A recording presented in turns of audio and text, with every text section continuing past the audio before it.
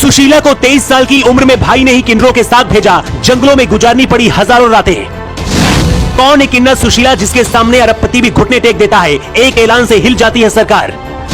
ये किन्नर जब निकलती है सामने, कलेक्टर भी रास्ता छोड़ देता है, अधिकारी कुर्सी छोड़कर खड़े हो जाते हैं। किन्नर सुशीला ने एक बार जो ऐलान कर दिया वो पत्थर की लकीर की तरह हो जाता है। उसे पूरा करने के लिए किसी भी हद तक जाने के लिए तैयार रहती है।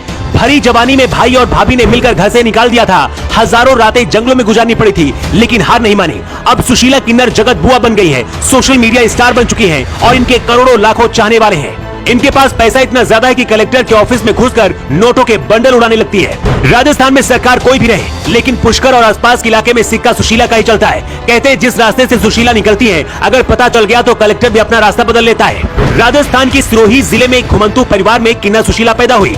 ये परिवार जंगलों में गाय और ऊंट पालकर गुजारा करता था। सुशीला किन्नर ने अपने माँ बाप के साथ 23 साल तक ज्यादातर अपना वक्त जंगलों में गुजारा। शुरुआत में सब कुछ ठीक था, लेकिन भाई और भाभी सुशीला को परेशान करने लगे थे।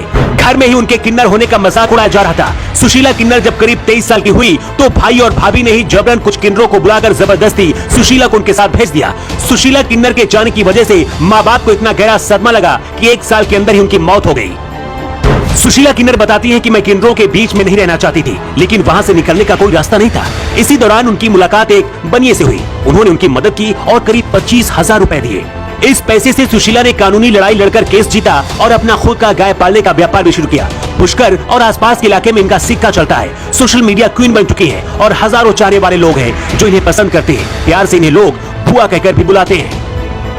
किन्नर होते हुए भी सुशीला सनातन धर्म को मानती है और गायों को पालकर उनकी सेवा करती है। गौपालन से ही लाखों करोड़ों की जमीन और संपत्ति बना ली है। गरीब और सताए हुए लोगों की मदद भी करती है। यही वजह है कि इन्हें अब लोग बुआ कहते हैं। कई बार सुशीला को चुनाव लड़ने का भी कहते ऑफर मिल चुका है, लेकिन इन्होंने मना कर दिया। अपना ज्यादातर वक्त अब गौ सेवा और भजन में गुजारती है। इनके बारे में एक बात बहुत फेमस है। कहते एक बार जो कह दिया वो करके दिखाती है। कहते अजमेर में एक बार सुशीला ने अपने गायों के लिए कुछ मिठाई और मालपुआ खरीदा था जिसमें मिलावट थी। इसके बाद तो जिस दुकान से खरीदा था उसको सबक सिखाने के लिए 3 साल तक 10 रुपए किलो देसी घी की मिठाई उसकी दुकान के सामने बेचने लगी थी।